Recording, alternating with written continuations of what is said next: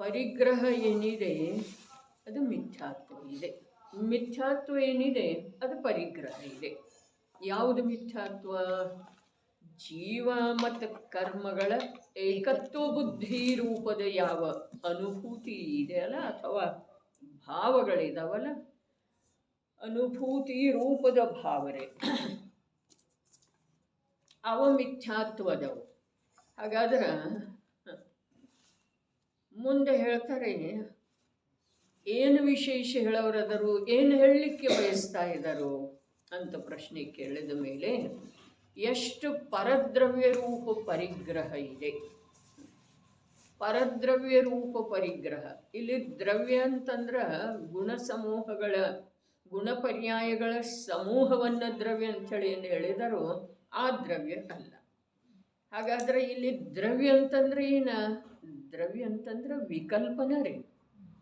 ವಿಕಲ್ಪನ ಪಂಚ ಮಹಾವ್ರತಕ್ಕೆ ಸಂಬಂಧಿಸಿದ ವಿಕಲ್ಪ, ಪಂಚಪ್ರಭುಗಳ ಭಕ್ತಿ ರೂಪದ ವಿಕಲ್ಪ, ಅರಹಂತ ಪ್ರಭು ಹೇಳಿರುವಂಥ ವಿಶ್ವದ 6 ಜಾತಿಯ ದ್ರವ್ಯಗಳ ವಿಚಾರ ರೂಪದ ವಿಕಲ್ಪ. ಅದೇನಿದೆ ರೀ? ಒಂದು ಅಪೇಕ್ಷಾದಿಂದ ಮಿಥ್ಯಾಭಾವ ಇದೆ. ಬೇರೆ ಶಬ್ದದಿಂದ ಹೇಳಿದರೆ ಪರಿಗ್ರಹ ಇದೆ. ಪರಿಗ್ರಹ ಏನಿದೆ ಇದು ಮಹಾಪಾಪ ಇದೆ ಅಂಥೇಳಿ ಹೇಳಿದಾರಲ್ಲ. ಹಾಗಾದ್ರೆ ಮಹಾಪಾಪ ನಿಜವಾಗಿ ಮಿಥ್ಯಾಭಾವನೆ ಇದೆಯಲ್ಲ. ಮಿಥ್ಯಾಭಾವ ಯಾವುದ?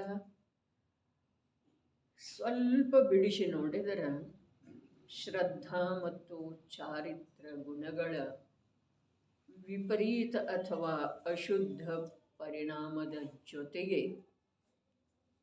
ಜೀವದ ಅರ್ಥಾತ್ ಜ್ಞಾನದ ಏಕತ್ವ ರೂಪದ ಅನುಭವ ಏನಿದೆ ಅಲ್ಲ,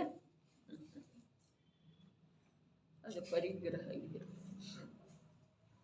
ಹಾಗಾದ್ರೆ ಜೀವ ಅನಂತ ಬಾರಿ ಯಾವ ಮುನಿದೀಕ್ಷೆಯನ್ನು ಅಂಗೀಕಾರ ಮಾಡಿದನೋ ಅನಂತ ಬಾರಿ, ಮುನಿವ್ರತ ಧಾರ ಅನಂತ ಬಾರ ಅಂತ ಹೇಳಿದ್ರಲ್ಲ, ಹಾಗೆ ಅನಂತ ಬಾರಿ ಏನು ಮುನಿದೀಕ್ಷಾ ಅಂಗೀಕಾರ ಮಾಡಿದನೋ ಅನಂತ ಬಾರಿ ಮಾಡಿದಾನೆ ಅರ್ಥಾತ್ ಅವ ಅನುಭೂತಿ ಸಹಿತ ಮಾಡಿಲ್ಲಲ್ಲ. ಹಾಗಾದ್ರೆ ಆ ಯಾವ ಅನಂತ ಬಾರಿ, ಅರೆ ಮಾತು ಗಂಭೀರ ಇದೆ ರೀ. ಅನಂತ ಬಾರಿ ಮುನಿದೀಕ್ಷೆಯನ್ನು ಅಂಗೀಕಾರ ಮಾಡಿದರನೂ ಕೂಡ ಈ 3 ಕಾರ್ಯದೊಳಗನ ಅವು ಉಳಿದ್ರೆ ಹೆಚ್ಚಿಂದೇನು ಮಾಡಲಿಲ್ಲ. ಮನೆ ಮಾರ ಬಿಟ್ಟ, ಶರೀರದ ಮೇಲಿನ ವಸ್ತ್ರ ಬಿಟ್ಟ, ಶರೀರಕ್ಕೆ ಸಂಬಂಧಿಸಿದ ಹಾಗೆ ಭೋಗ ರೂಪದ ಸಾಮಗ್ರಿ ಮತ್ತು ಭೋಗದ ಭಾವಗಳನ್ನೂ ಬಿಟ್ಟ. ಬರೀ ಸಾಮಗ್ರಿಗಳನ್ನು ಬಿಡಲಿಲ್ಲ, ಭೋಗದ ಭಾವಗಳನ್ನೂ ಬಿಟ್ಟ. ಆದ್ರೂ ಪರಿಗ್ರಹವನ್ನು ಬಿಡಲಿಲ್ಲ. ಮತ್ತೆ ನಿತ್ಯ ಪರಿಗ್ರಹ ಪಂಚಮಹಾವ್ರತ ರೂಪದ ಪರಿಣಾಮ ಏನಿದೆಯಲ್ಲ, ಆ ಪರಿಣಾಮದ ಜೊತೆಗೆ ಜ್ಞಾನ ಅರ್ಥಾತ್ ಜೀವ ಏಕತ್ವ ರೂಪದ ಅನುಭವ ಮಾಡಿದ್ದಾರೆ, ಮಾಡ್ತಾನೆ ಇತ್ತು. ಹಾಗಾದ್ರೆ ಸರ್ವಜ್ಞ ಪ್ರಭುವಿನಿಂದ ಪ್ರತಿಪಾದಿಸಲ್ಪಟ್ಟ ಎರಡೂ ಬಂದೂರಿ ಇಲ್ಲಿ ಮಾರ್ಗ. ಒಂದು ಸರ್ವಜ್ಞ ಪ್ರಣೀತ ಆಗಮದ ವಿಚಾರ ರೂಪದ ವಿಕಲ್ಪ, ಇನ್ನೊಂದು ಸರ್ವಜ್ಞ ಪ್ರಣೀತ ಚಾರಿತ್ರಕ್ಕೆ ಸಂಬಂಧಿಸಿದ ಸಮಯವರ್ತಿ ಭಾವಗಳ ಜೊತೆಗೆ ಏಕತ್ವದ ಅನುಭವ ರೂಪದ ಮಿಥ್ಯಾತ್ವ. ಅರೆ ಮಿಥ್ಯಾತ್ವ ಅಂಥೇಳಿ ಅಂದ್ರೆ ನಮಗೆ ಸ್ವಲ್ಪ ಕೆಡುಕು ಅನ್ನಿಸ್ತಿದೆ ರೀ.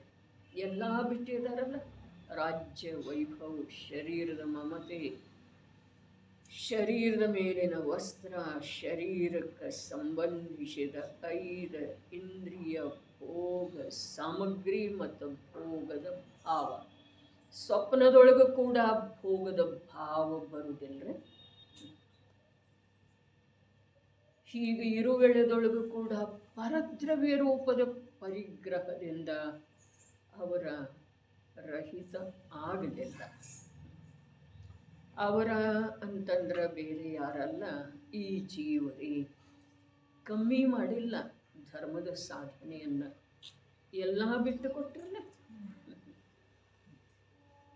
ಶರೀರಕ್ಕೆ ಸಂಬಂಧಿಸಿದ 5 ಇಂದ್ರಿಯ ವಿಷಯ ಸಾಮಗ್ರಿ, ವಿಷಯದ ಇಚ್ಛೆ ಸ್ವಪ್ನದೊಳಗೂ ಕೂಡ ಬರುವುದಿಲ್ಲ.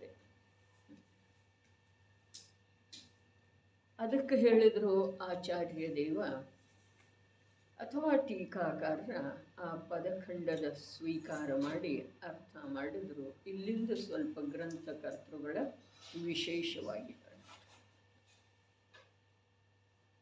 ಇದು ದ್ರವ್ಯಲಿಂಗಿಗಳಿಗೂ ಇದೆ ಮತ್ತು ಭಾವಲಿಂಗಿ ಸಂತರುಗಳಿಗೆ ಕೂಡ. ಇದನ್ನು ಬಿಡಬೇಕಾಗೋದು. ಬಿಟ್ಟೇನು ಮಾಡೋದ?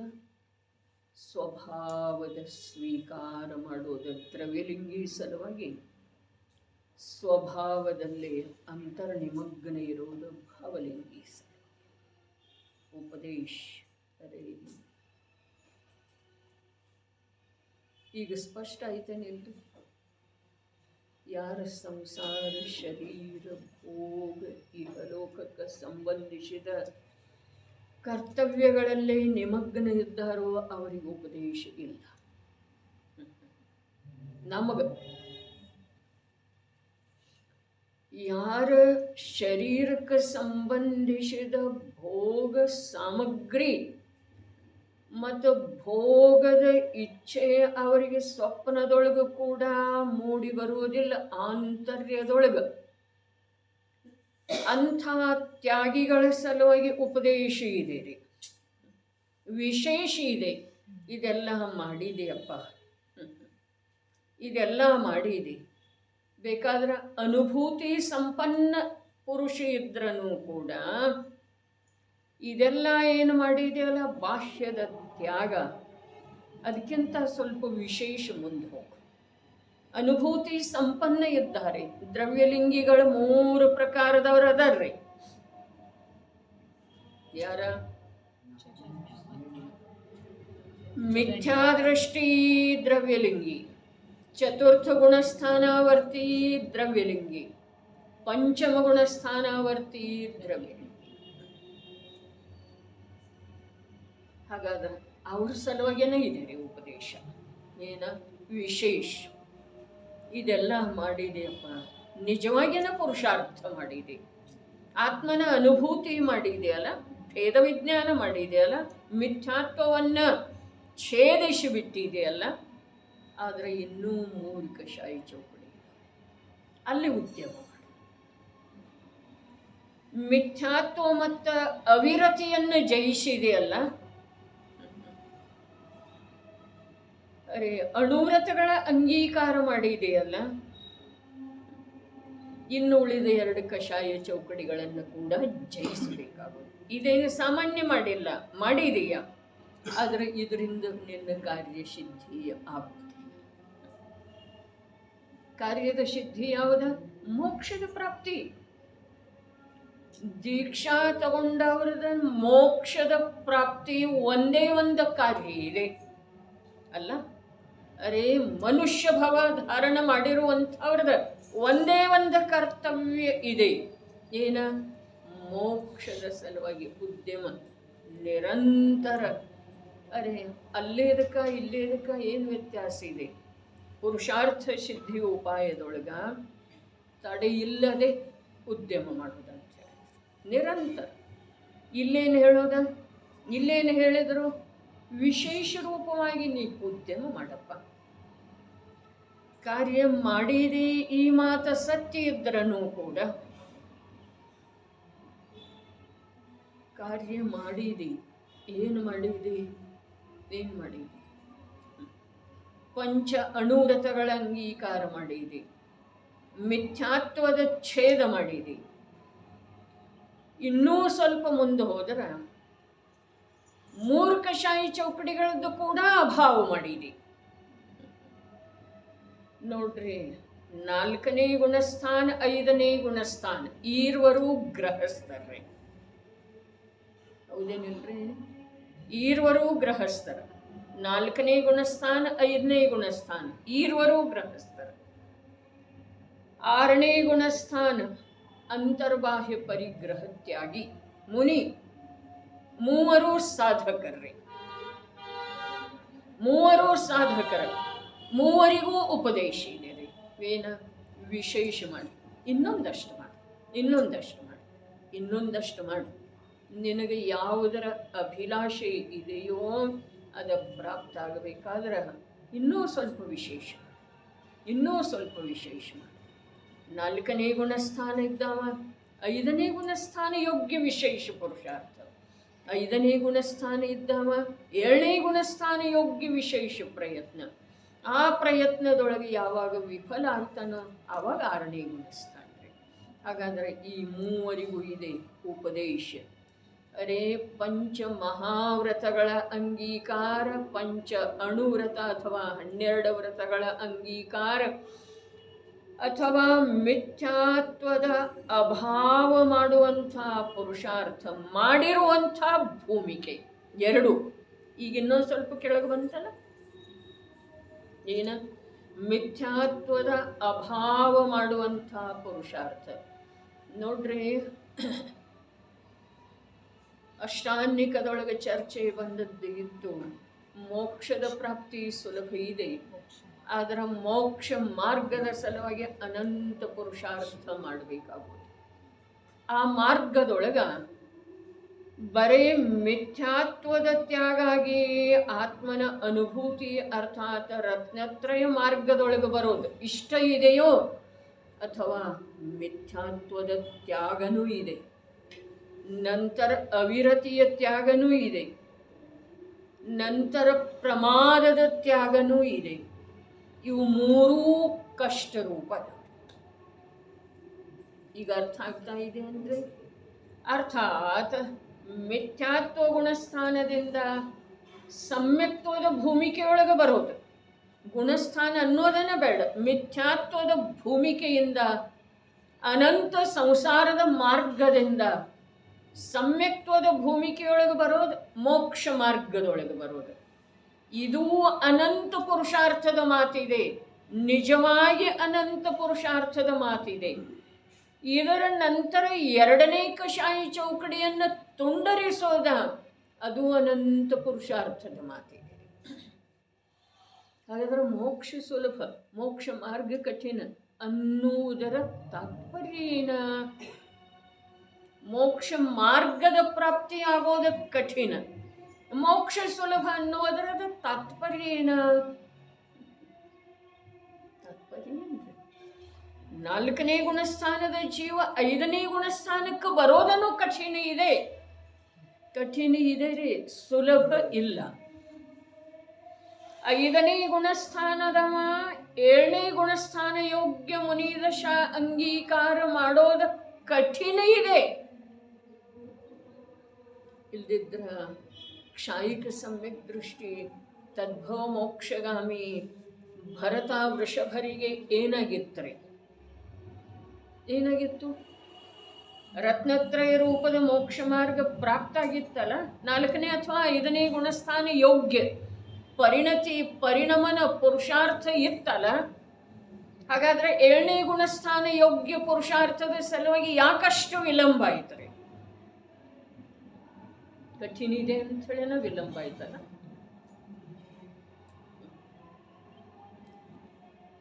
ನೋಡ್ರಿ, ವಿಚಾರ ಮಾಡೋದಿದೆ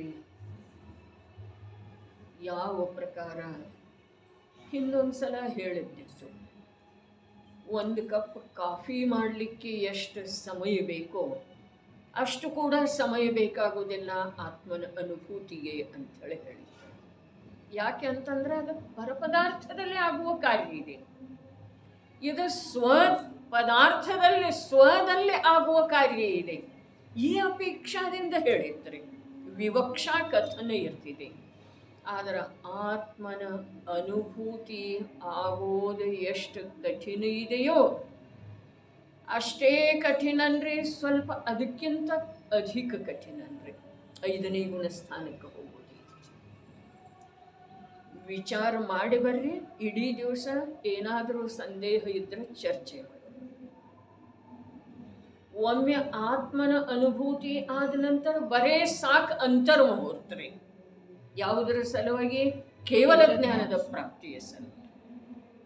ಒಮ್ಮೆ ಆತ್ಮನ ಅನುಭೂತಿ ರೂಪದ ಸಮ್ಯಕ್ ದರ್ಶನ ಜೀವದಲ್ಲೇ ಪ್ರಗಟ ಆಯಿತು ಅಂತಂದ್ರೆ ಬರೀ ಎಷ್ಟು ಬೇಕು? ಅಂತರ್ಮುಹೂರ್ತ ಸಮಯ. ಆದ್ರೆ ಅದಕ್ಕೆ ಅಧಿಕ ಕಾಲ ಎಷ್ಟಿಟ್ಟಿದ್ದಾರೆ? ಅರ್ಧಪುದ್ಗಲ ಪರಾವರ್ತ. ಯೋಚನೆ ಮಾಡೋದು. ನಾವು ಧರ್ಮದಷ್ಟು ಸುಲಭ ಯಾವುದೂ ಇಲ್ಲ ಅಂಥೇಳಿ ತಿಳ್ಕೊಂಡಿದ್ದೇವೆ, ಮತ್ತದು ವಾಸ್ತವಿಕ ಸತ್ಯ ಕೂಡ ಇದೆ. ವಾಸ್ತವಿಕ ಸತ್ಯ ಯಾಕೆ? ಅದರ ಸ್ವಾಧೀನ ಇದೆ ಅಲ್ಲ. ಅದಕ್ಕೆ ಪುಣ್ಯ ವಿಶಿಷ್ಟ ಬೇಕಾಗಿಲ್ಲ, ಸಂಯೋಗಗಳು ವಿಶಿಷ್ಟ ಬೇಕಾಗಿಲ್ಲ, ಸಂವಹನಾದಿಗಳ ಅಪೇಕ್ಷೆ ಇಲ್ಲ, ಯಾವುದರದ್ದು ಇಲ್ಲಲ್ಲ ಅಂಥೇಳಿ ಅದು ಸುಲಭ ಇದೆ. ಸುಲಭ ಆ ದೃಷ್ಟಿಕೋನದಿಂದ ಇದೆ. ಆದರೆ ಅನಾದಿ ಸಂಸ್ಕರಿತ ಪರ್ಯಾಯಗಳ ಪ್ರವಾಹದೊಳಗಿಂದ ಪರ್ಯಾಯಗಳ ಭಿನ್ನಾಗಿ ಸ್ವಭಾವದ ಆಶ್ರಯ ಮಾಡೋದ ನಿಜವಾಗಿ ಕಠಿಣ. ಆ ಎಲ್ಲ ಪರ್ಯಾಯಗಳಲ್ಲಿ ಏನಾದರೂ ಅಯೋಗ್ಯತೆ ಇತ್ತು ಹೀಗೆ ಮಾತಿಲ್ರಿ. ಈಗ ನಮ್ಮ ಪ್ರಗಟ ಪರ್ಯಾಯದೊಳಗೆ ಏನಾದರೂ ಅಯೋಗ್ಯತೆ ಇದೆ ಹೀಗೆ ಮಾತಿಲ್ಲ, ಆದ್ರೆ ಕಠಿಣ ಇದೆ ಅಂಥೇಳೇನೆ ಆಡ್ತಾ ಇಲ್ಲ. ಅಯೋಗ್ಯತೆ ಇದೆ ಹೀಗೇನು ಮಾತಿಲ್ರಿ, ಯೋಗ್ಯತೆ ಪೂರ ಇದೆ ನಮ್ಮ ಪರ್ಯಾಯಗಳಿಗೆ. ಸಂಜ್ಞಿ ಪಂಚೇಂದ್ರಿಯ ಅವಸ್ಥೆಗೆ ಪ್ರಾಪ್ತವಿರುವಂಥ ಜೀವದ ಪ್ರತಿ ಸಮಯದ ಪರ್ಯಾಯದಲ್ಲೇ ಪರಿಪೂರ್ಣ ಯೋಗ್ಯತೆ ಇದೆ. ಯಾವುದಕ್ಕ?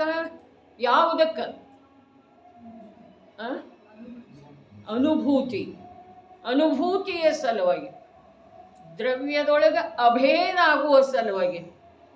ಇನ್ನೂ ಸ್ವಲ್ಪ ಸ್ಪಷ್ಟ ನಮಗೆ ನಿಜವಾಗಿ ಒಂದಿಷ್ಟು ಏನಾದರೂ ಒಳಗಿಂದ ಪುರುಷಾರ್ಥ ಸುಪ್ತ ಇದೆ, ಅದು ಜಾಗೃತ ಆಗುವ ಸಲುವಾಗಿ ಸ್ಪಷ್ಟ ಹೇಳಬೇಕಾದ್ರೆ ಕೇವಲ ಜ್ಞಾನ ಪ್ರಾಪ್ತ ಮಾಡಿಕೊಳ್ಳುವಂಥ ಯೋಗ್ಯತೆ ನಮ್ಮ ಪರ್ಯಾಯಗಳು.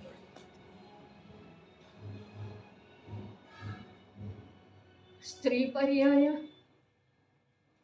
ಸುಧಾತಾಯಿ ಅದು ಶುದ್ಧ. ಅರೇ ಸ್ತ್ರೀಲಿಂಗ ದ್ರವ್ಯಲಿಂಗ ಇರಬಹುದಲ್ಲ. ಸತತ ಸ್ತ್ರೀಲಿಂಗದ ದ್ರವ್ಯ ಸ್ತ್ರೀಲಿಂಗದ ಅನುರೂಪ ಸ್ತ್ರೀ ಭಾವಲಿಂಗ ಇರೋದಿಲ್ಲ. ತಿಳಿತಾ ಇದೆ ಅದು? ಏನಿತ್ತು? ಎಷ್ಟು ಕಾಲದವರೆಗೆ ದ್ರವ್ಯ ಸ್ತ್ರೀಲಿಂಗ ಇದೆಯೋ ಅಷ್ಟು ಅವ್ಯಾಹತವಾಗಿ ಪ್ರತಿ ಸಮಯಕ್ಕೆ ಭಾವ ಸ್ತ್ರೀಲಿಂಗ ಇರುವುದಿಲ್ಲ. ಹಾಗಿರುವ ವೇಳೆದೊಳಗ ನಾವು ದೋಷಾರೋಪಣೆ ಯಾಕೆ ಮಾಡ್ತಾ ಇದ್ದೇವೆ ಅಂತಂದ್ರೆ ನಮಗೆ ಕಾರ್ಯ ಕಠಿಣ ಆಗಿದೆ ಅಂಥೇಳಿ ದೋಷಾರೋಪಣೆ. ಸ್ತ್ರೀ ಪರ್ಯಾಯ. ಮನೆ ಬಿಟ್ಟು ಹೋದ್ರೆ ಎಲ್ಲಾದರೂ ಶಾಂತಿ ಸ್ವಲ್ಪ ಶಕ್ತಿ ಇದೆ ಅಲ್ಲ. ಅರೆ ಮನೆಯಲ್ಲಿರುವ ಶಾಂತಿ ಎಲ್ಲೂ ಸಿಕ್ಕೋದಿಲ್ಲ. ಒಂದು ಯಾವ ಮನೆ? ಚೈತನ್ಯದ ಮನೆ, ನಿಜಗ್ರಹ. ಪರ್ಯಾಯಕ್ಕ ಆದರ ಎಲ್ಲಿ ಸಿಗೋದ್ರೆ? ಪರ್ಯಾಯಕ್ಕ ವಿಶ್ರಾಮ ಎಲ್ಲಿ ಸಿಗೋದ್ರೆ? ಚೈತನ್ಯ ಗ್ರಹದೊಳಗೆ, ದ್ರವ್ಯ ರೂಪದ ಗ್ರಹದೊಳಗೆ. ಅನ್ಯತ್ರ ಎಲ್ಲೂ ಸಿಗೋದಿಲ್ಲ. ಹಾಗಾದ್ರೆ ಸ್ವಲ್ಪ ವೈಜ್ಞಾನಿಕವಾಗಿ ಯಾವ ಚೈತನ್ಯದ ಪರಿಣಾಮ ಚೈತನ್ಯದ ಅತ್ಯಂತ ಸಮೀಪ ಇರುವ ವೇಳೆಯದೊಳಗೆ, ಎಷ್ಟು ಸಮೀಪ ಇದೆ? ಅದುವೇ ಅದು ಇದೆ ರೀ. ಎಷ್ಟಂದ್ರೆ ಅದುವೇ ಅದು ಇದೆ. ಅದಕ್ಕೆ ಪರಮಾತ್ಮ ಪ್ರಕಾಶದೊಳಗೊಂದು ಮಾತು ಬರ್ತಿದೆ. ದೇಹದೊಳಗನ ಆ ಪರಮಾತ್ಮ ಸ್ಥಿತ ಇದ್ರೂ ಕೂಡ ಎಲ್ಲಿ ದೂರ ಇಲ್ಲ, ದೇಹದೊಳಗನ ಸ್ಥಿತ ಇದ್ರೂ ಕೂಡ ಸಮಾಧಿ ಧ್ಯಾನದ ಅಭಾವದಿಂದ ಅವನ ಪ್ರಾಪ್ತಿ ಆಗುವುದಿಲ್ಲ. ಎಲ್ಲಿ ಅದ ನಾವು ದೂರ ಇಲ್ಲ, ದೇಹದೊಳಗನೆ ಅದನ್ನು. ಯಾರ? ಪರಮಾತ್ಮ. ಆತ್ಮ ಅಲ್ಲ, ಪರಮಾತ್ಮ. ಅದಕ್ಕೆ ಪರಮಾತ್ಮ ಪ್ರಕಾಶ. ಪ್ರತಿಯೊಂದು ಗಾಥೆಯೊಳಗೆ ಪರಮಾತ್ಮ ಪರಮಾತ್ಮ ಪರಮಾತ್ಮ ಪರಮಾತ್ಮ ಅಂದಿದಾರ್ರೆ ಅವರ. ಯಾರ? ಪರಮಾತ್ಮ ಪ್ರಕಾಶ ಯಾರು ಬರುತ್ತಾರೆ? ಯೋಗಿಂದು ದೇವ. ಪ್ರತಿಯೊಂದು ಗಾಥೆಯೊಳಗೆ ಪರಮಾತ್ಮ ಅನ್ಬೇಕಾದ್ರೆ ನನಗೊಮ್ಮೆ ಹೀಗೆ ಭಾವ ಬರ್ತಿದೆ. ಯಾವನೋ ಅವರು ಅಂದ್ರೆ ಅದನ್ನು ಓದೋ ವೇಳೆದೊಳಗೆ ಹೀಗೆ ಅನ್ನಿಸ್ತಿದೆ, ಯಾವನೋ ತನ್ನ ಪ್ರಿಯ ವ್ಯಕ್ತಿಯ ವಿಯೋಗ ಆಗಿ ಹೋದ ನಂತರ ಆ ಮಹಿಳೆ ತಾಯಿ ಮಗುವಿನ ವಿಯೋಗ ಆಗಿದೆ ಅಂತ ಹೇಳಿ ಇಟ್ಕೊಳ್ಳೋನು, ಪತಿಯ ವಿಯೋಗ ಆಗಿದೆ. ಸರ್ವಸ್ವಲ ಸ್ತ್ರೀ ಪರ್ಯಾಯದೊಳಗೆ ಪತಿ ಅಥವಾ ಪುತ್ರ ಎರಡೂ ಸರ್ವಸ್ವಲ. ಒಂದು ವಿಯೋಗ ಆಗಿ ಹೋದ ನಂತರ ಯಾರ ಅವರನ್ನ ಭೇಟಿ ಆಗಲಿಕ್ಕೆ ಬಂದ್ರೂ ಕೂಡ ಸ್ವಲ್ಪ ಬೇರೆ ಮಾತಾಡಿದ ಹಾಗೆ ಮಾತಾಡ್ತಾಳೆ, ಮತ್ತು ಅವ್ರದ್ದೇ ಮತ್ತು ಅದರದೇ ವಿಲಾಪ ಮಾಡ್ತಾಳೆ. ಹಾಗೆ ಈ ಯೋಗಿಂದು ದೇವ ಒಂದು ಸ್ವಲ್ಪ ಏನರ ವಿಷಯ ಹೇಳಿದ ಹಾಗೆ ಮಾಡ್ತಾರೆ. ಮತ್ತು ಪರಮಾತ್ಮ ಏನು ಮಾಡಲಿ ಅವನ ವಿರಹ, ಏನು ಮಾಡಲಿ ಅವ ಇಂಥ ಇದ್ದ ಅಂತಾರೇನಲ್ರಿ ಅವ್ರ ಹೆಣ್ಮಕ್ಳು ವಿಲಾಪ ಮಾಡೋರು. ಹಾಗೆ ನನಗೂ ಭಾಸ ಆಗ್ತಿದೆ ಪರಮಾತ್ಮ ಪ್ರಕಾಶ. ನಿಜವಾಗಿ ಹಾಗೆ ಭಾಸ ಆಗ್ತಿದೆ. ಒಂದು ಸ್ವಲ್ಪ ಮರ್ತ ಹಾಗೆ ಮಾಡೋರು. ಬಂದವ್ರು ಬೇರೆ ಏನೋ ವಿಷಯ ಹೇಳ್ತಾ ಇರ್ತಾರೋ, ಆ ವೇಳೆದೊಳಗೆ ಸ್ವಲ್ಪ ಮರ್ತ ಹಾಗೆ ಮತ್ತೇನ್ರ ಮಾತಾಡಿದ ಹಾಗೆ ಮತ್ತೆ ಯುದ್ಧಕ್ಕಿದ್ದ ಹಾಗೆ ನೆನಪಾಗ್ಬಿಡ್ತಿದೆ. ಹಾಗೆ ಆ ಯೋಗಿಂದು ದೇವರದ ಆ ಪರಮಾತ್ಮನ ಕುರಿತು ಎಷ್ಟು ರುಚಿ ಇದೆಯಲ್ಲ, ಎಷ್ಟು ಓಡ್ದೆ ಇದೆಯಲ್ಲ, ಆ ವಿಯೋಗದ ಅವರಿಗೆ ಎಷ್ಟು ನೋವು ಇದೆಯಲ್ಲ ಅಂತ ಹೇಳಿ ಅನ್ನಿಸ್ತು. ಈ ದೇಹದೊಳಗನ ಸ್ಥಿತ ಇದ್ರನು ಪರಮಾತ್ಮ, ಆ ಪರಮಾತ್ಮ ಯಾವ ಪರಮಾತ್ಮ ಶರೀರದೊಳಗಿದ್ರನು ಯಾರಿಗೆ ಆ ಪರಮಾತ್ಮನ ಪರಿಚಯ ಇಲ್ಲವೋ ಅವು ಹೊರಟು ಹೋಗುವುದರಿಂದ ನಿಜವಾಗಿನ ಇಂದ್ರಿಯ ಮತ್ತು ಶರೀರ ಉದ್ವಸ್ತ ಆಗ್ತಾವೆಯೋ, ಅವು ಹೊರಟು ಹೋಗುವುದರಿಂದ ನಿಜವಾಗಿನ ಲೋಕ ವಿಕಲ ಆಗುತ್ತಿದೆಯೋ, ಆ ಪರಮಾತ್ಮ ಈ ದೇಹದೊಳಗನೆ ಇದ್ರನು ಕೂಡ ಆ ಪರಮಾತ್ಮ ಈ ದೇಹದೊಳಗನೆ ಇದ್ರನು ಕೂಡ ಸಮಾಧಿ ಧ್ಯಾನವಿಲ್ಲದೆ ಅವನನ್ನು ಪ್ರಾಪ್ತ ಮಾಡಿಕೊಳ್ಳುವುದು ಸಾಧ್ಯ. ನಾ ಶುದ್ಧಾತ್ಮ ಇದ್ದೇನೆ, ಚೈತನ್ಯ ಜ್ಞಾನದರ್ಶನ, ರಾಗದಿಂದ ದೇಹದಿಂದ ಅಸ್ಪೃಷ್ಟ ಇದ್ದೇನೆ. ಇದು ಮಾತ್ರ ಸತ್ಯ ಇದ್ರೂ ಯಾಕಾಗತ್ತ ಅನುಭವ ಆಗುದಿಲ್ಲ? ಯಾಕಾಗುವುದಿಲ್ಲ? ಇದು ನಮಗೆ ಕೇಳಲಿಕ್ಕೆ ಸಿಕ್ಕಿತಲ್ಲ, ಓದಲಿಕ್ಕೆ ಸಿಕ್ಕಿತಲ್ಲ, ಏನಾಯಿತು? ಸ್ವಲ್ಪ ವಿಶೇಷ ಪ್ರಯತ್ನ ಮಾಡಂತ ಹೇಳ್ತಾರೆ. ಸ್ವಲ್ಪ ವಿಶೇಷ ಯಾರಿಗೆ ಕೇಳಕ್ಕೆ ಸಿಕ್ಕಿದೆಯೋ ಅವರಿಗೆ ರೀ, ಯಾರಿಗೆ ಕೇಳ್ತಾನೆ ಸಿಕ್ಕಲಿಲ್ಲ ಅವ್ರಿಗೇನು ಹೇಳೋದಿಲ್ಲ. ಯಾರಿಗೆ ನಾ ಆತ್ಮ ಇದ್ದೇನೆ ಹಿಂದೆ ಹೇಳಿರ್ತಲ್ಲ, ಅರೆ ಜೀವ ಮತ್ತು ದೇಹ ಎರಡು ಪದಾರ್ಥದವು ಅನ್ನೋದು ಕೂಡ ಯಾರ ಕಿವಿ ಮೇಲೆ ಶಬ್ದನ ಬೀಳಲಿಲ್ಲ. ಅವರದ್ದು ಎಂಥ ಪುಣ್ಯ ಇದ್ರೂ ಕೂಡ ನಿಜವಾಗಿ ಅವರ ಏನು ಇದ್ದಾರೆ, ಈನ ಪುಣ್ಯ.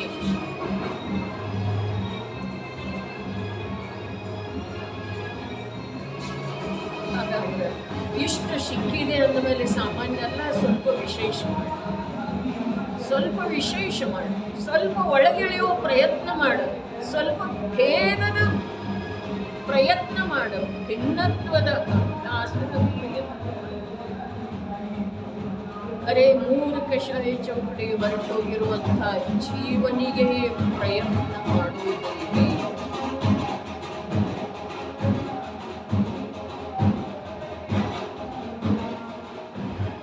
ಇನ್ನು ಸ್ವಲ್ಪ ಸ್ಪಷ್ಟ ಹೇಳಿದರೆ, ಮೋಕ್ಷ ಮಾರ್ಗದ ಉಪಲಬ್ಧಿ ಕಠಿಣ ಅಂತ ಹೇಳಿರ್ತಾರೆ. ಮೋಕ್ಷದ ಪ್ರಾಪ್ತಿ ಸುಲಭ ಅಂತ ಹೇಳಿ ಅದು ಮಿಥ್ಯಾತ್ವದಿಂದ ಸಮ್ಯಕ್ತ್ವದ ಭೂಮಿಕೆ ಬರುವುದನ್ನು ಕಠಿಣ ಇದೆ. ಆದ್ರೆ ಉದ್ಯಮ ಮಾಡಿದ ಈ ಸಂಜ್ಞಿ ಪಂಚೇಂದ್ರಿಯ ಜೀವ ಪ್ರಾಮಾಣಿಕ ಪ್ರಯತ್ನ ಮಾಡಿದ ಅಂತಂದ್ರೆ ಮಿಥ್ಯಾತ್ವದ ಭೂಮಿಯನ್ನು ಬಿಟ್ಟ ಒಂದೇ ಒಂದು ಸಮಯದೊಳಗೆ ಸಮ್ಯಕ್ತ್ವದ ಭೂಮಿಯ ಮೇಲೆ ಬರ್ತಾನೆ.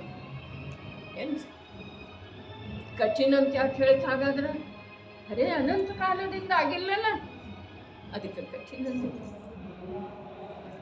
ಇನ್ನು ಎರಡನೇದು ಮಿಥ್ಯಾತ್ವ ಮತ್ತು ಅನಂತಾನುಬಂಧಿ ಒಂದು ಸಮಯದೊಳಗೆ ಹೋಗ್ತಿದೆ. ಅವಿರತಿ ಹೋಗ್ಲಿಕ್ಕೆ ಎಷ್ಟು ಸಮಯ ಬೇಕ್ರಿ? ಅಧಿಕ ಸಮಯ ಬೇಕು ಅಥವಾ ಬೇಡ್ರಿ? ಏನು ಅದಕ್ಕಿಂತ ಲಘು ಹೋಗ್ತಿದೆ. ಆ ಅನಂತ ಕಾಲ ಹಿಡಿಯುವುದಿಲ್ರಿ, ಅದು ಒಂದು ಸಮಯದೊಳಗಾಗಿದೆ, ಅದನ್ನು ಹಿಡಿಯೋದು. ಮಿಥ್ಯಾತ್ವದ ನಾಶ ಒಂದು ಸಮಯದೊಳಗಾಯಿತು ಸುಧಾತಾಯಿ. ಅವಿರತಿಯ ನಾಶ ಅಲ್ಲಿ ನೋಡ್ರಿ 2000, ಅಲ್ಲಿ 33,000 ಸಾಗರೋಪಮ ಸರ್ವಾರ್ಥ ಸಿದ್ಧಿಯೊಳಗ ಆಗೋದೇ ಇಲ್ಲ. 5ನೇ ಗುಣಸ್ಥಾನ ಬರೋದನೇ ಇಲ್ಲ. 2ನೇ ಕಷಾಯ ಚೌಕಡಿ ಹೋಗೋದನೇ ಇಲ್ಲ. 2ನೇ ಕಷಾಯ ಚೌಕಡಿ ಹೋದ ನಂತರ ಕೂಡ 3ನೇ ಕಷಾಯ ಚೌಕಡಿ ಪ್ರತ್ಯಾಖ್ಯಾನಾವರಣ ಹೋಗುವ ಸಲುವಾಗಿ ಇನ್ನೂ ಬಹಳ ಪುರುಷಾರ್ಥ ಬೇಕು. ಆವಾಗ ಹೋಗ್ತಿದ್ದೀರಿ.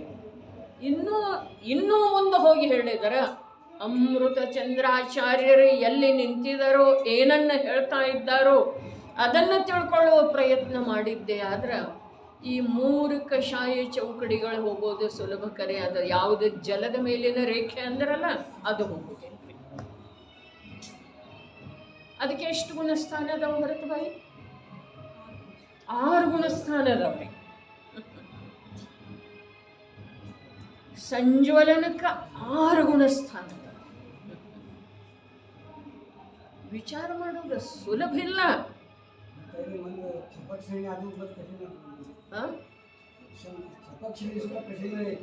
ಕ್ಷಪಕ ಶ್ರೇಣಿ ಶುದ್ಧ ಕಠಿಣ. ಬಹಳ ವಿಚಿತ್ರ ಮಾತು ಇದೆ.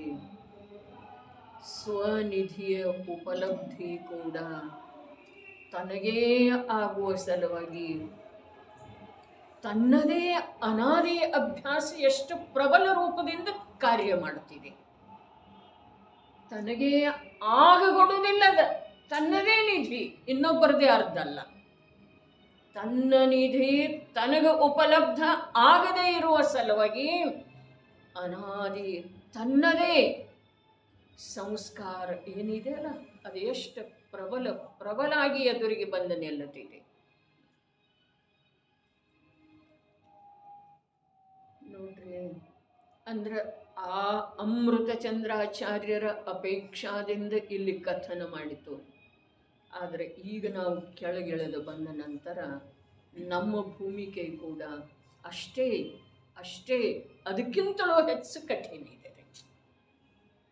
4ನೇ ಗುಣಸ್ಥಾನ ಅರ್ಥಾತ್ ಸಮ್ಯಕ್ತ್ವದ ಭೂಮಿಕೆ, ಅರ್ಥಾತ್ ರತ್ನತ್ರಯ ರೂಪದ ಮೋಕ್ಷ ಮಾರ್ಗ, ನಿಶ್ಚಯ ಮೋಕ್ಷ ಮಾರ್ಗ ಜೀವನಿಗೆ ಲಭಿಸೋದ ಅನಂತ ಕಾಲದೊಳಗೆ ಸಾಧ್ಯ ಇಲ್ಲ. ಅರ್ಥಾತ್ ಕಠಿಣ ಇದೆ. ದೀಕ್ಷಾ ತಗೊಳ್ಳೋ ಸುಲಭ ಇದೆ, ಭೋಗಾದಿಗಳನ್ನು ಬಿಟ್ಟುಕೊಡೋದು ಸುಲಭ ಇದೆ, ದಾನಾದಿಗಳನ್ನು ಮಾಡೋದು ಅದಕ್ಕಿಂತ ಸುಲಭ ಇದೆ, ಗ್ರಂಥದ ಅರ್ಥ ಮಾಡೋದು ಸುಲಭ ಇದೆ, ಗ್ರಂಥದ ಅರ್ಥ ತಿಳ್ಕೊಳ್ಳೋದು ಸುಲಭ ಇದೆ, ಕಂಠಸ್ಥ ಮಾಡೋದು ಸುಲಭ ಇದೆ, ಪರಸ್ಪರರೊಳಗೆ ಚರ್ಚೆ ಮಾಡೋದು ಸುಲಭ ಇದೆ. ಒಟ್ಟಿನಲ್ಲಿ ಹೇಳಬೇಕಾದ್ರೆ ಪಾಪಕ್ಕಿಂತ ಪುಣ್ಯದ ಮಾರ್ಗ ಸುಲಭ ಇದೆ. ಆದ್ರೆ ಆ ಪುಣ್ಯದ ಮಾರ್ಗ ಮೋಕ್ಷದ ಮಾರ್ಗದ ಸಲುವಾಗಿ ಮಹಾನ್ ಅವರುದ್ಧ ಸಿದ್ಧ ಆಗ್ತಿದೆ, ಅವರೋಧ ಮಾಡ್ತಿದೆ. ಗತಿ ಅವರೋಧ. ಆ ಕಡೆಯೂ ಹೊರಟ ಅಂತಂದ್ರೆ ಹೋಗಬಿಡುತ್ತಿಲ್ಲ.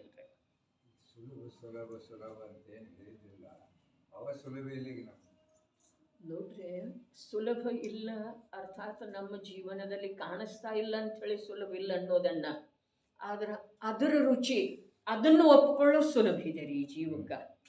ಪಾಪವನ್ನು ಒಳ್ಳೆಯದಂಥೇಳಿ ಯಾರೂ ಹೇಳೋದಿಲ್ರಿ. ಪ್ರತ್ಯಕ್ಷ ಪಾಪ ಮಾಡುವಂಥ ಹೀನ ಕುಲೋತ್ಪನ್ನ ಅಜ್ಞಾನಿ ಜೀವ ಕೂಡ ಪಾಪವನ್ನು ಒಳ್ಳೆಯದಂಥೇಳಿ ಹೇಳೋದನ್ನೇ ಇಲ್ಲ. ಆದ್ರೆ ಪುಣ್ಯದಿಂದ ಕಾರ್ಯ ಆಗೋದಿಲ್ಲ ಅಂಥೇಳಿ ಯಾವ ಜೀವ ಒಪ್ಪಕನ ತಯಾರಿಲ್ಲ. ಪಾಪ ಒಳ್ಳೇದಂಥೇಳಿ ಯಾವ ಜೀವ ಹೇಳುವುದಿಲ್ಲ. ಆದರೆ ಎಂಥೆಂಥ ಸ್ಥಾನದಲ್ಲಿದ್ದವರು ಕೂಡ ಪುಣ್ಯದಿಂದ ನನ್ನ ಕಾರ್ಯ ಆಗೋದಿಲ್ಲ ಅಂಥೇಳಿ ಒಪ್ಕೊಳ್ಳಿಕ್ಕೆ ತಯಾರಿಲ್ಲ.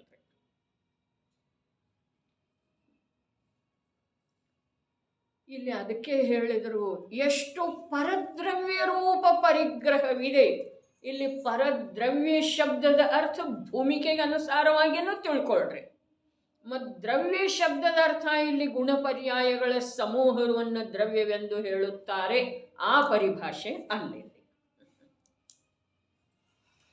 ಇನ್ನು ಯಾರಿಗೆ ಪರದ್ರವ್ಯದೊಳಗೆ ವ್ಯಾಮೋಹ ಇದೆಯಲ್ಲ ನಿರಂತರ, ಅವರ ಆ ಪರದ್ರವ್ಯ ಅಂತೇಳಿ ಕೂಡ ತಿಳ್ಕೊಂಡ್ರೆ ತಪ್ಪಿಲ್ಲ, ಪರಪದಾರ್ಥ. ಆದರೆ ನಿಜವಾಗಿ ಪರದ್ರವ್ಯ ಹಿಂದಿನ ಕಲಶದೊಳಗೆ ಇಲ್ಲೇ ಹೇಳಿದಾರೆ ನೋಡ್ರಿ. ನಡೀರಿ ಈ ಕಡೆನ 4ನೇ ಲೈನ್ ಮೇಲಿನಿಂದ ಅನ್ಯಶ್ಯ ಪರಿಗ್ರಹೇಣ ಕಿಂ. ಇಲ್ಲೇ 130ನೇ ಪುಟದ ಮೇಲೆ ಮೇಲಿನಿಂದ 4ನೇ ಲೈನ್ ಏನ ಅನ್ಯಶ್ಯ ಪರಿಗ್ರಹೇಣ ಕಿಂ.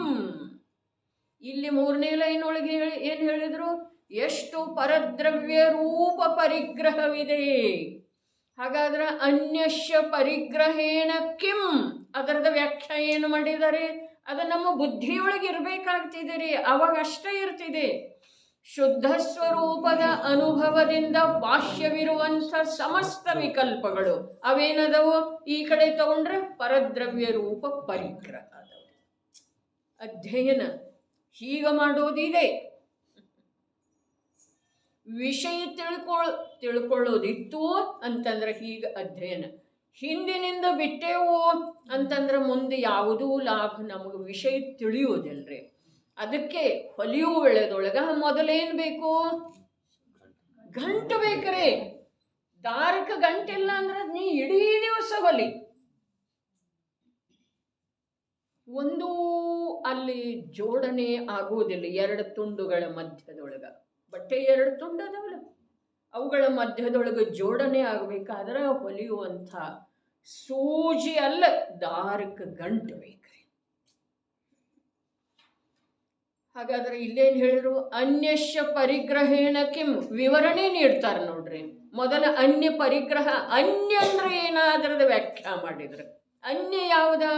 ಶುದ್ಧ ಸ್ವರೂಪದ ಅನುಭವದಿಂದ ಬಾಹ್ಯವಿರುವಂಥ ಸಮಸ್ತ ವಿಕಲ್ಪಗಳು. ಅಂದ್ರೆ ನಮ್ಮಲ್ಲೇ ಅದಾವೇನ್ರಿ? ಎಲ್ಲ ಜೀವರುಗಳು ಅರೆಮ ಶುದ್ಧ ಸ್ವರೂಪದಿಂದ ಬಾಹ್ಯನ ಅದಾವಲ್ಲ, ಅವೆಲ್ಲ ಜೀವದವು ವಿಕಲ್ಪ. ಬರೀ ಶುದ್ಧ ಸ್ವರೂಪದ ಅನುಭವ ಆದ ನಂತರ ಅದರಿಂದ ಬಾಹ್ಯ ಯಾವುದ ಅನ್ನೋದು ಗೊತ್ತು, ತಿಳಿದು ಬರುವ ಮಾತಿದೆ, ವಿಭಾಗ ಆಗುವ ಮಾತಿದೆ. ಶುದ್ಧ ಸ್ವರೂಪದ ಅನುಭವನ ಇಲ್ಲದೆ ಇರುವಂಥ ಜೀವರುಗಳದ್ದು ಮಾತಿಲ್ಲ.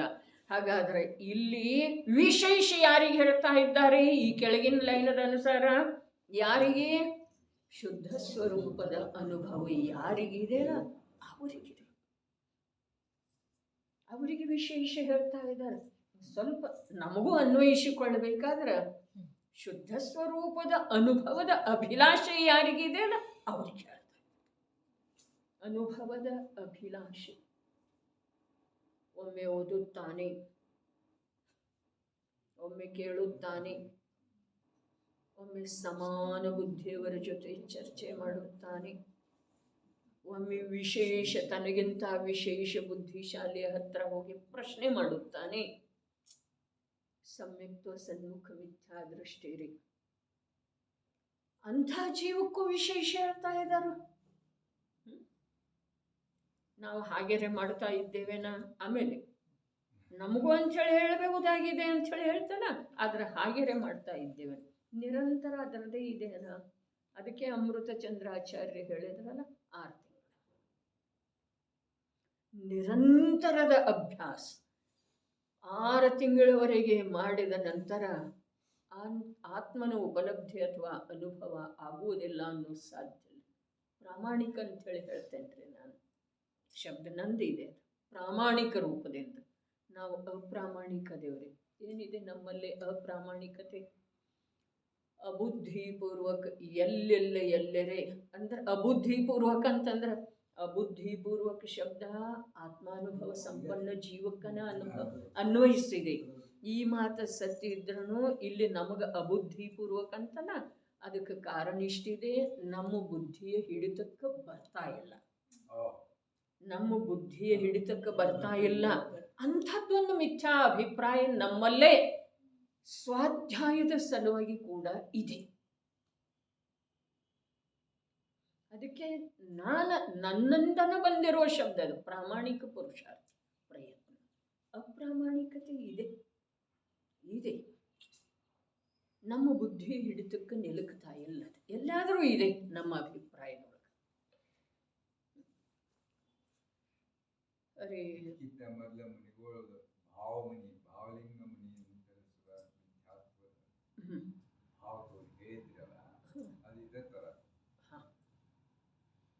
ಇದೇ ಥರ ಅರ್ಥಾತ್ ಎಲ್ಲರ ಹಿಡಿತ ಇದೆ ರೀ.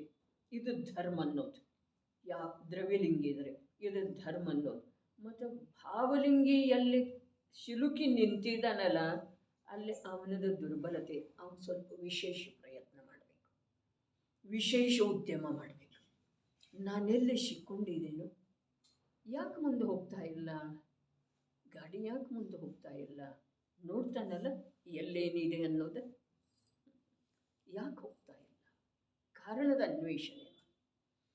ಹಾಗೆ ವಿಶೇಷ ಪ್ರಯತ್ನ ಮಾಡೋದು ಅರ್ಥಾತ್ ಅರೆ ನಾ ಸ್ವರೂಪದಲ್ಲಿ ಸ್ಥಿರ ಇರುವ ಸಲುವಾಗಿ ಸರ್ವಸಂಗದ ತ್ಯಾಗ ಮಾಡಿದನು, ಶರೀರದ ಮೇಲಿನ ಬಟ್ಟೆಯನ್ನು ತ್ಯಾಗ ಮಾಡಿದ್ನು, ಶರೀರಕ್ಕೆ ಸಂಬಂಧಿಸಿದ 5 ಇಂದ್ರಿಯ ವಿಷಯ ಪದಾರ್ಥಗಳನ್ನು ತ್ಯಾಗ ಮಾಡಿದನು, ವಿಷಯದ ಇಚ್ಛೆಯನ್ನು ಕೂಡ ತ್ಯಾಗ ಮಾಡಿದನು.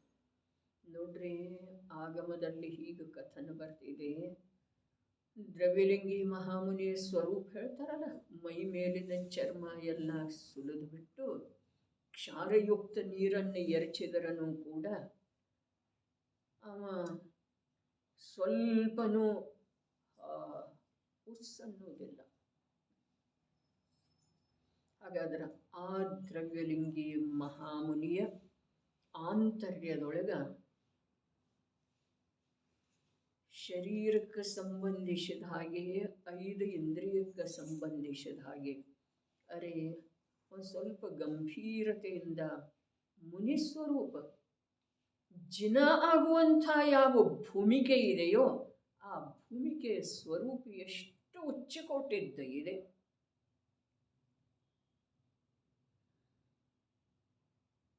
ಬೆಟ್ಟದ ಶಿಖರದ ಮೇಲೆ ಧ್ಯಾನಸ್ಥ ಇದ್ದಾನೆ ದ್ರವ್ಯಲಿಂಗಿ ಮುನಿರೇ. ಭಾವಲಿಂಗಿ ಅಲ್ಲ, ದ್ರವ್ಯಲಿಂಗಿ ಮುನಿ. ಭಾವಲಿಂಗಿ ಮಾತಾಡಲಿಕ್ಕೆ ನಮ್ಮಲ್ಲಿ ಯೋಗ್ಯತೆ ಏನಿದೆ. ದ್ರವ್ಯಲಿಂಗಿ ಮುನಿ ಬೆಟ್ಟದ ಶಿಖರದ ಮೇಲೆ ಧ್ಯಾನಸ್ಥ ಇದ್ದಾನೆ. ಇಡೀ ರಾತ್ರಿ ಮೈ ಕೊರೆಯುವ ಚಳಿ. ಏನ್ರಿ ಮೈ ಕೊರೆಯುವ ಚಳಿ.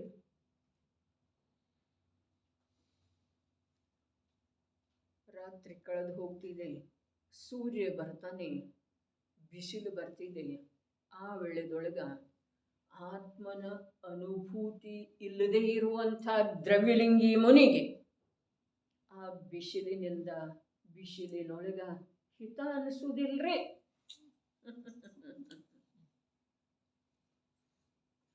ಇಡೀ ರಾತ್ರಿ ಮೈ ಕೊರೆಯುವ ಚಳಿ,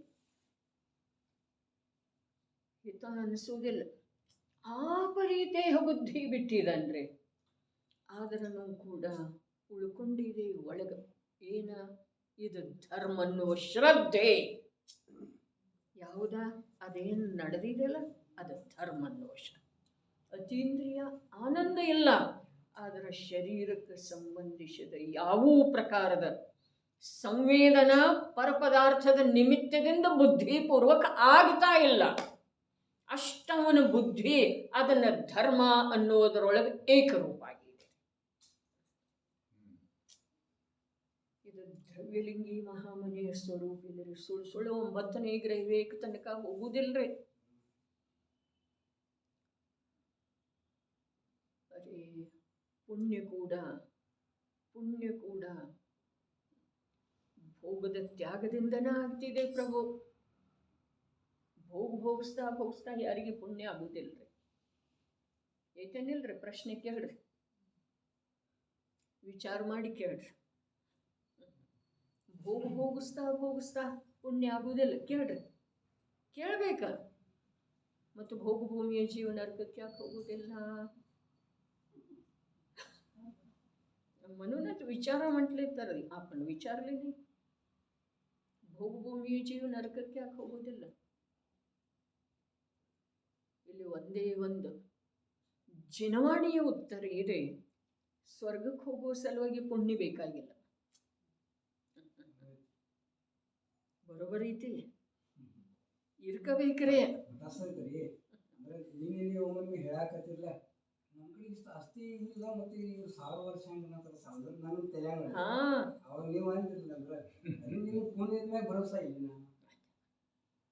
ಭರವಸೆ ಇಲ್ಲದೆ ಇರುವುದರಿಂದ ಆ ಪುಣ್ಯ ಹೋಗ್ತಿದೆ ರೀ, ಸೋರಿ ಹೋಗ್ತಿದೆ. ಏನು ಹೇಳ್ತು? ಭೋಗಭೂಮಿಯ ಜೀವ ಸ್ವರ್ಗಕ್ಕೆ ಆಗ ಹೋಗ್ತಾನೆ. ಮೊದಲೇನು ಮಾತು ಹೇಳಿತ್ತು? ಭೋಗದ ತ್ಯಾಗದ ವಿನಃ ಪುಣ್ಯ ಕೂಡ ಆಗೋದಿಲ್ಲ ಜೀವಕ್ಕ. ಅವು ಎರಡೂ ಮಾತಿಂದ ವಿಚಾರ ಮಾಡೋದ್ರಿ ಅವರನ್ನ. ಭೋಗದ ತ್ಯಾಗದ ಭಾವ ಇಲ್ಲದೆ ಹೋದ್ರ ಜೀವನಿಗೆ ಪುಣ್ಯ ಕೂಡ ಆಗುತ್ತೆ. ಅಂದಮೇಲೆ ಧರ್ಮ ಬಹಳ ದೂರಿನ ಮಾತಿದೆ. ಭೋಗದ ಭಾವದ ಸದ್ಭಾವದೊಳಗೆ ಎಂದೂ ಜೀವನಿಗೆ ಧರ್ಮ ಸಾಧ್ಯನೇ ಇಲ್ಲ, ಪುಣ್ಯ ಕೂಡ ಆಗೋದಿಲ್ಲ. ಅಂದಮೇಲೆ ಧರ್ಮ ಹೇಗಾಗ್ತಿದೆ ರೀ? ಹಾಗಿದ್ರೂ ಕೂಡ ಭೋಗಭೂಮಿಯ ಯಾವ ಜೀವ ನರಕಕ್ಕೆ ಹೋಗುವುದಿಲ್ಲ. ಹಾಗಾದ್ರೆ ಭೋಗಭೂಮಿಯ ಜೀವೇನು ಸ್ವರ್ಗಕ್ಕೆ ಹೋಗ್ತಾನಲ್ಲ, ಸಮ್ಯಕ್ ದರ್ಶನ ಇಲ್ಲದೆ ಇರುವಂತಾವ್ ಅವೇನು ಸ್ವರ್ಗಕ್ಕೆ ಹೋಗ್ತಾನಲ್ಲ, ಅದೆಂಥ ಸ್ವರ್ಗ ಇದೆ ರೀ? ಎಂಥ ಸ್ವರ್ಗ ಇದೆ? ಭವನತ್ರಿಕ ಇದೆ, ಅಲ್ಲಿ ವಿಮಾನವಾಸಿ ಇದ್ರೂ ಕೂಡ ಅದನ್ನು ಸ್ವರ್ಗ ಯಾರನ್ನೋಡ್ರಿ? ಯಾತಕ್ಕನ್ನೋದ್ರಿ? ಭೋಗಭೂಮಿಯ ಜೀವ ಅನುಭೂತಿ ರಹಿತ ಭೋಗಭೂಮಿಯ ಜೀವ ಸ್ವರ್ಗಕ್ಕೆ ಹೇಗೆ ಹೋಗ್ತಾನೆ? ಅರೆ ಸ್ವರ್ಗಕ್ಕೆ ಹೋಗುವ ಸಲುವಾಗಿ ಪುಣ್ಯ ಬೇಕಾಗಿಲ್ಲ. ಪುಣ್ಯ ನಿಜವಾಗಿ ಯಾವುದಿದೆ ರೀ? ಪುಣ್ಯ ನಿಜವಾಗಿ ಯಾವುದಿದೆ? ಮೋಕ್ಷದ ಮಾರ್ಗದೊಳಗೆ ಮಧ್ಯದೊಳಗೆ ಯಾವ ಒಂದೆರಡು ಸ್ಟೇಷನ್ ರೂಪದ್ದು ಪ್ರಾಪ್ತ ಆಗ್ತಾವಲ್ಲ, ಅದರ ಪ್ರಾಪ್ತಿಗೆ ಯಾವುದು ಬೇಕು ಅದನ್ನು ಪುಣ್ಯ ಅಂತಾರೆ. ಸ್ವರ್ಗಕ್ಕೆ ಹೋಗುವ ಸಲುವಾಗಿ ಪುಣ್ಯ ಬೇಕಾದ್ರ 2000 ಸಾಗರದೊಳಗ 12,100 ಸಾಗರ ಸ್ವರ್ಗಕ್ಕನ ಹೇಗೆ ಹೋದಿವ ಹೇಳ್ರಿ?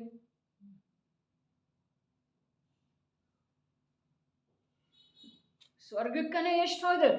2,000 ಸಾಗರದೊಳಗ 12,100 ಸಾಗರ ಸ್ವರ್ಗಕ್ಕೆ ಹೋದ್ರಿ.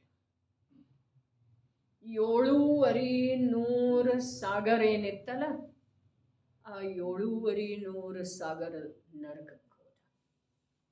ಮತ್ತು ಕಿಂಚಿತ್ ಅಧಿಕ ಅಂಚಳಿ ಏನಿತ್ತಲ್ಲ, ಅದರೊಳಗೆ ಮನುಷ್ಯ, ದೇವ, ಅದೇನು ವಿಮಾನವಾಸಿ ಇವೆಲ್ಲ ಏನೇನರೇ ಬರ್ತಾವೆ. ಕಿಂಚಿತ್ 2,000ಕ್ಕಿಂತ ಕಿಂಚಿತ್ ಅಧಿಕ ರೀ, ನ್ಯೂನಲ್ಲ, ಕಿಂಚಿತ್ ಅಧಿಕ ರೀ, ಅದರೊಳಗೆ ಬರ್ತಾವ ಇವೆಲ್ಲ. ಸ್ವರ್ಗಕ್ಕೆ ಹೋದ ಅರ್ಥಾತ್ ವಿಮಾನವಾಸಿನ ಆದ್ರೆ ಸ್ವರ್ಗದೊಳಗೆ ಏನು ದಮ್ ಇಲ್ರಿ.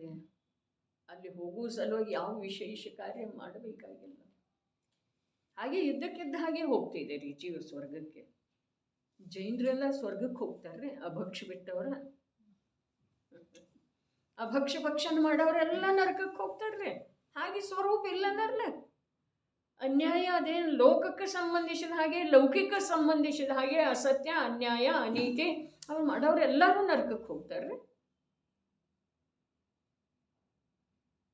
ಹಾಗಾದ್ರೆ ಸ್ವರ್ಗಕ್ಕೆ ಹೋಗುವ ಮಾತು ಬೇರೆ ಇದೆ, ಜೀವನಿಗೆ ಪುಣ್ಯ ಆಗುವ ಮಾತು ಬೇರೆ ಇದೆ. ಪುಣ್ಯ ಯಾವುದಕ್ಕಂದ್ರು ಪುನಾತೀತಿ ಆತ್ಮಾನಂ ಇತಿ ಪುಣ್ಯಂ. ಯಾವುದು ಆತ್ಮನನ್ನು ಪವಿತ್ರ ಮಾಡ್ತಿದೆ, ಪವಿತ್ರತೆ ಮಾರ್ಗದೊಳಗೆ ತಗೊಂಡು ಹೋಗ್ತಿದೆ, ಅದು ಪುಣ್ಯ ಇದೆ ನೋಡ್ರಿ. ಅದರ ಸಲುವಾಗಿನ ಅನ್ಯ ಪರಿಗ್ರಹೇಣ ಕಿಂ, ಪರಿಗ್ರಹ ನಿಜವಾಗಿ ಜೈನ ದರ್ಶನದೊಳಗೆ ಅಧ್ಯಾತ್ಮದೊಳಗೆ ಪರಿಗ್ರಹ ಯಾವುದ್ರೆ 6 ಖಂಡದ ಅಧಿಪತ್ಯ ಪರಿಗ್ರಹ ಅಲ್ಲ. 6 ಖಂಡದ ಅಧಿಪತ್ಯ ಪರಿಗ್ರಹ ಅಲ್ಲ. ದೇಹದೊಳಗಿರುವಂಥ ಕೀವು ಮಲ ಮಲಿನತೆ ಅಲ್ಲ. ಕೀವು ಮಲ ಮೂಳೆ, ಅರೇ ಮೂಳೆ ರಕ್ತಕ್ಕಿಂತ ಮಲಿನರೇ, ಆದರೂ ಅದು ಮಲಿನ ಅಲ್ಲ. ಆ ಕೀವು ಮಲ ಮೂಳೆ ಸಪ್ತ ಧಾತು ಇರೋ ವೇಳೆದೊಳಗೆ ಜೀವನಿಗೆ ಕೇವಲ ಜ್ಞಾನ ಆಗ್ತಿದೆ ಏನಿಲ್ರಿ. ಆದ್ರೆ ಒಂದು ಅಂಶ ರಾಗಿರೋ ವೇಳೆದೊಳಗೆ ಕೇವಲ ಜ್ಞಾನ ಸಮ್ಯಕ್ ದರ್ಶನ ಆಗುವುದಿಲ್ಲ. ನಿಜವಾದ ಮಾತು. ರಾಗಿರುವಾಗ ಸಮ್ಯಕ್ ದರ್ಶನ ಅಲ್ಲ ಸುಧಾತಾಯಿ, ರಾಗದ ಜೊತೆಗೆ ಏಕತ್ವ ಇರುವ ವೇಳೆದೊಳಗೆ ಸಮ್ಯಕ್ ದರ್ಶನ ಆಗುವುದಿಲ್ಲ, ರಾಗ ಇರುವ ವೇಳೆದೊಳಗೆ ಕೇವಲ ಜ್ಞಾನ ಆಗುವುದಿಲ್ಲ. ಹಾಗಾದ್ರೆ ಈಗ 2 ಮಾತೇನು ಹೇಳಿತು? ಶರೀರದೊಳಗೆ ಕೀವು ಸೋರುವಂಥ ಹುಳುವಾಗುವಂಥ ಸನ್ನಿವೇಶ ಇದ್ರೂ ಕೂಡ ಅದು ಜೀವದ ಮಲಿನತೆ ಅಲ್ಲ, ಜೀವದ ಮಲಿನತೆ ಅಲ್ಲ ಪ್ರಭು.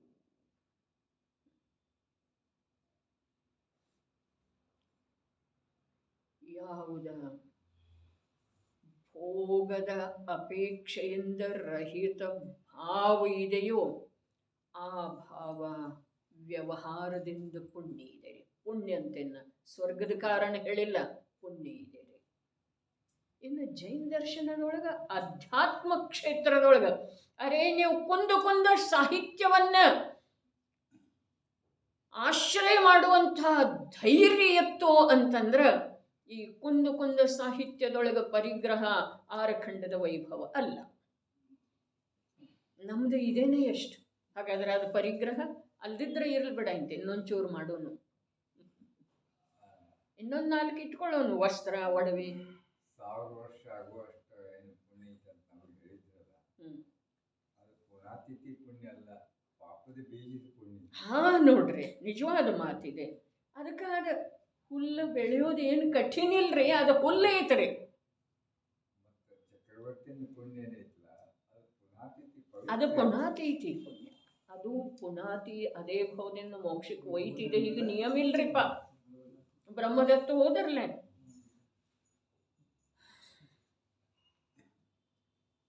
ಜಲಿ ಮಂತ್ರ ಜಾನೇ ಲಿಹುನಿ ಕರಾವೆ ಮಹಿಪಾಲತೋ ಕೋಸಲ ದುರ್ಗತಿಲ. ಅವನು ಚಕ್ರವರ್ತಿ, ಸುಭೌಮ ಚಕ್ರ. ಹಾಗಾದ್ರೆ ಪರಿಗ್ರಹ ಯಾವ್ದ? ಇಲ್ಲಿ ಅಮೃತಚಂದ್ರಾಚಾರ್ಯ ಹೇಳಿದಾರೆ ನೋಡ್ರಿ. ನಡೀರಿ ವಿವರಣೆ. ಮೊದಲ ವಾಕ್ಯ ಏನು ಹೇಳಿದ್ರು? ಅನ್ಯ ಅನ್ನೋದರ ವ್ಯಾಖ್ಯಾ ಹೇಳಿದಾರ್ರಿ. ಏನ ಅನ್ಯ ಯಾವ್ದ? ಅನ್ಯಶ್ಯ ಪರಿಗ್ರಹೇಣ ಕಿಂ. ಅನ್ಯ ಯಾವ್ದ? ಶುದ್ಧ ಸ್ವರೂಪದ ಅನುಭವದಿಂದ ಬಾಹ್ಯವಿರುವಂತಹ ಸಮಸ್ತ ವಿಕಲ್ಪಗಳು. ಹಾಗಾದ್ರೆ ಅನುಭವ ಅವನಿಗೆ ಇದೆ ಏನಿಲ್ರಿ? ಅನುಭವ ಇರುವಂಥ ಅವನ ಮಾತಿದೆ, ಅನುಭವ ಇದೆ. ಆದರೂ ಕೂಡ ಆ ಅನುಭವದಿಂದ ಬಾಹ್ಯ ಯಾವದವಲ್ಲ ಅವು ವಿಕಲ್ಪ, ಅವು ಪರಿಗ್ರಹ ಅಂದ್ರೆ. ಮುಂದೆ ವಿವರಣೆ ನೋಡ್ರಿ. ಶುಭ ಅಶುಭ ಕ್ರಿಯೆಯ ರೂಪ. ಭೂಮಿ ನೋಡಿ ನಡೆಯೋದ್ರಿ, ಈರ್ಯಾಪಥ ಶುದ್ಧಿ, ವ್ಯುತ್ಸರ್ಗ ಶುದ್ಧಿ, ಸಮಿತಿ ಅದವ್ರಲ್ಲ. ಶುಭ ಅಶುಭ ಕ್ರಿಯೆಯ ರೂಪ ಅಥವಾ ರಾಗಾದಿ ವಿಕಲ್ಪ ರೂಪ. ಶುದ್ಧ ಭಕ್ತಿಯ ಸಮಯ ಮುಂಜಾನೆ ಈರುಳ ಕೊನೆಯಲ್ಲಿ ಪವಡಿಸುತ್ತ ಕೆಲ ಸಮಯ ಮಾತ್ರವೇ ನಿದ್ರೆ ಹೋಗುವರು ಮುನಿರಾಜರ. ಈರುಳ ಕೊನೆಯಲ್ಲಿ ಪವಡಿಸುತ್ತ ಒಳ್ಳೆಯಿದ್ದಾರೆ, ಕೆಲ ಸಮಯ ಮಾತ್ರವೇ ನಿದ್ರೆ ಹೋಗುವರು. ನಿದ್ರೆಯಿಂದ ಎಚ್ಚೆತ್ತ ಕೂಡಲೇ ಸಿದ್ಧ ಭಕ್ತಿ. ಅದೇನಿದೆ ರೀ? ಏನಿದೆ? ರಾಗಿದೆ ರೀ. ರಾಗಾದಿ ರೂಪ ವಿಕಲ್ಪ. ಶುಭ ಅಶುಭ ಕ್ರಿಯೆಯನ್ನು ಹೇಳಿದ್ರಲ್ಲ, ಅದು ಭಾಷಾ ಸಮಿತಿ, ಈರ್ಯಾ ಸಮಿತಿ, ವ್ಯುತ್ಸರ್ಗ ಸಮಿತಿ ಅವುಗಳಿಗೆಲ್ಲ ಸಂಬಂಧಿಸಿ. ಮತ್ತು ರಾಗಾದಿ ಹೇಳಿದ್ರಲ್ಲ, ಸಿದ್ಧ ಭಕ್ತಿ, ಪಂಚಪರಮೇಷ್ಠಿ ಭಕ್ತಿ ಅವುಗಳಿಗೆ ಸಂಬಂಧಿಸಿದ. ಮುಂದೆ ಹೇಳ್ತಾರೆ, ದ್ರವ್ಯಗಳ ಭೇದ ವಿಚಾರ ರೂಪವಿರುವಂಥ ಅನೇಕ ವಿಕಲ್ಪಗಳು, ಅವುಗಳ ಸಾವಧಾನತೆಯಿಂದ ಪರಿಪಾಲನೆ. ಅವುಗಳ ಪರಿಪಾಲನೆ ಬೇಸರ ಪಟ್ಕೊಂಡಲ್ಲ, ಹೇಳಕ್ಕಾಗವಲ್ತ. ಅದರ ಮುಂಜಾನೆ ಪ್ರವಚನ ಇದೆ. ಶಿಬಿರಕ್ಕೆ ಹೋದಾಗ್ರೆ ಇಡೀ ದಿವಸ ಎಲ್ಲ ಕೂತಿದ್ದೇವಲ್ಲ, ಹೇಳಲಿಕ್ಕೆ ಆಗ್ತಾ ಇಲ್ಲ. ಆದ್ರೂ ಕಾಯತ್ತದ ಒಂದು ದಿವಸ ಅಲ್ಲೇಲೇ ಆಗಿ ಅಂಥೇಳಿ ಬೇಸರ ಪಟ್ಕೊಂಡು ಅಥವಾ ಕಷ್ಟ ಪಟ್ಕೊಂಡು ಹಾಗೆ ಇಲ್ಲಿ ಇವರು ಸಾವಧಾನತೆಯಿಂದ ಅವುಗಳದ್ದು ಪರಿಪಾಲನೆ ಮಾಡ್ತಾ ಇದ್ದಾರೆ. ಅದೇನಿದೆ? ಏನಿದೆ ಅದು? ಪರಿಗ್ರಹ ಇದೆ ರೀ. ಅನ್ಯಶ್ಯ ಅನ್ಯ ಇದೆ, ಅದ ಪರಿಗ್ರಹ ಇದೆ. ಇಲ್ಲೇನು ಹೇಳ್ತಾ ಇದ್ದಾರೋ? ಈಚೆ ಕಡೆ ಪೇಜಕ್ಕೆ ಬರ್ರಿ. ಎಷ್ಟು ಪರದ್ರವ್ಯ ರೂಪ ಪರಿಗ್ರಹವಿದೆ, ಅದನ್ನು ಭಿನ್ನ ಭಿನ್ನ ನಾಮಗಳ ವಿವರಣೆ ಸಹಿತವಾಗಿ ಇಲ್ಲಿ ಭಿನ್ನ ಭಿನ್ನ ಹೆಸರು ಕೊಟ್ಟಿದ್ದಾರಲ್ಲೇ. ಈ ಶ್ಲೋಕದೊಳಗಲ್ಲ, ಈಗ ಓದಿದೇವಲ್ಲ ಹಿಂದಿನ ಈ ಕಡೆ ಪೇಜದ ಮೇಲೆ, ಎರಡು ಒಟ್ಟಿಗೆ ಹೇಗೆ ನೋಡ್ರಿ. ಈ ಕಡೆ ಬೇಕಾದ್ರೆ ನೋಡ್ಬೋದು, ಈ ಕಡೆ ಬೇಕಾದ್ರೆ ಏನೇನು ಭಿನ್ನ ಭಿನ್ನ ನಾಮಗಳ ವಿವರಣೆ ಸಹಿತವಾಗಿ ಬಿಡುವ ಸಲುವಾಗಿ ಅಥವಾ ಬಿಡಿಸುವ ಸಲುವಾಗಿ ಇಲ್ಲಿಯವರೆಗೆ ಹೇಳಿದ್ದಾರೆ. ಇನ್ನು ಇಲ್ಲಿಂದ ಒಂದು ವಿಶೇಷ ಹೇಳ್ತಾರೆ. ಅದೇನು ಹೇಳ್ತಾರೆ ನಾನು